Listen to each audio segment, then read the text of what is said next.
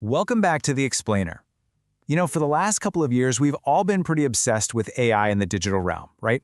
We're talking chatbots, generating text, spinning up digital images, but in January and February of 2026, something huge shifted. AI is actually moving out of our screens and embedding itself right into our physical reality. We're talking rackets, biology, clinical hospitals, and even the fundamental laws of physics. Okay, let's dive into this, because this recent shift really boils down to one core idea.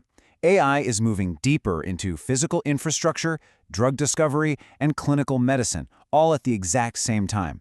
The biggest news right now, it's not just about software updates anymore. It's about AI driving tangible, physical innovation that you can actually touch, measure, and experience in the real world.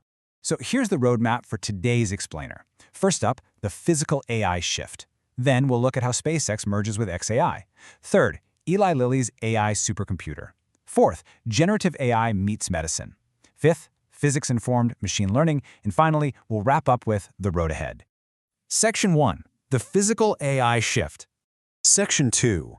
SpaceX merges with xAI. Nowhere is this physical shift more dramatic than up in the aerospace industry. In early February, Elon Musk announced this massive consolidation of his business empire, literally merging SpaceX with his AI venture, xAI.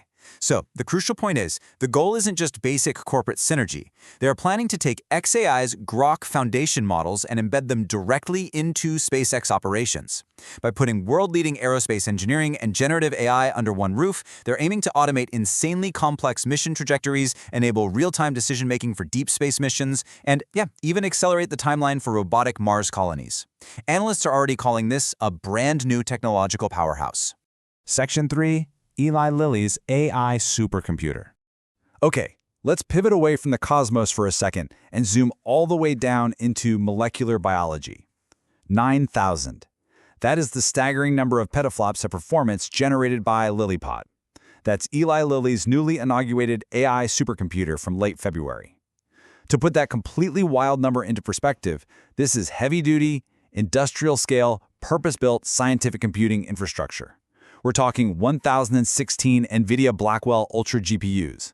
This thing isn't built to draft your emails. It is designed strictly 100% for hard science. And the impact of that hardware? It is literally night and day. Think about it like this. Traditional wet labs generally test around 2,000 molecular hypotheses a year. That's a lot of manual pipeline work.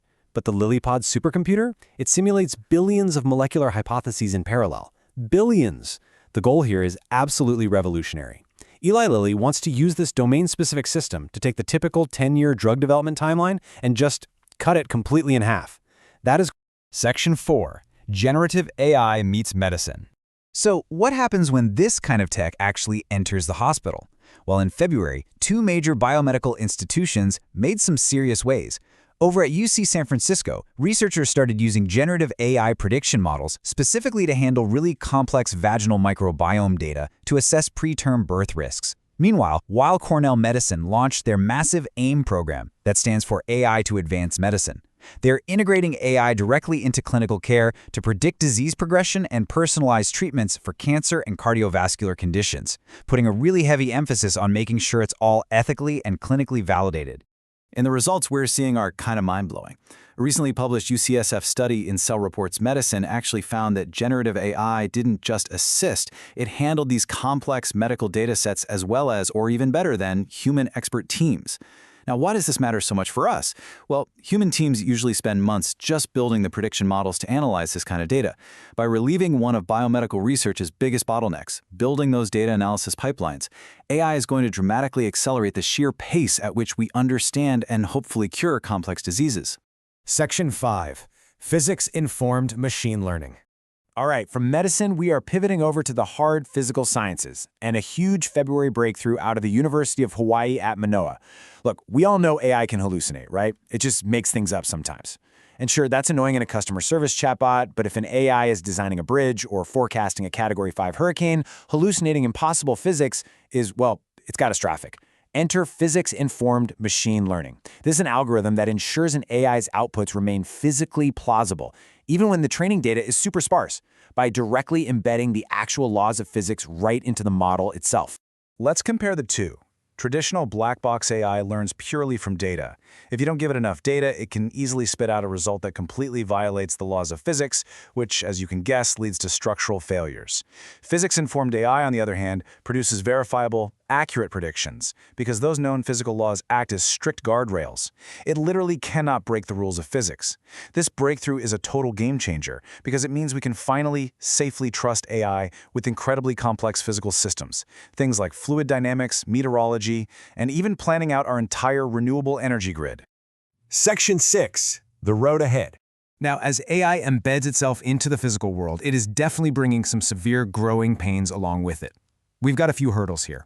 First, a major Cisco report found that while 80% of executives view autonomous agentic AI as absolutely critical, legacy systems and a rapidly widening skills gap are really holding organizations back. Second, we're seeing real-world friction in politics. An AP News investigation this February highlighted how generative AI is actively being weaponized for political misinformation, specifically citing deepfakes that falsely linked politicians to the Epstein files. And finally, OpenAI itself issued a pretty stark warning.